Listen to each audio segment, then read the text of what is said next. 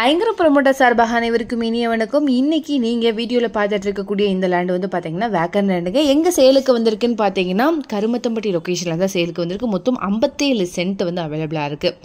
Karumathampatti to Annur போகிற ரோட்டில் தான் இது வந்து லொக்கேட் ஆகிருக்குங்க. கருமத்தம்பட்டிலேருந்து பார்த்தீங்கன்னா ஜஸ்ட் ஒரு 4.5 கிலோமீட்டர் டிஸ்டன்ஸில் தான் அமைஞ்சிருக்கும்.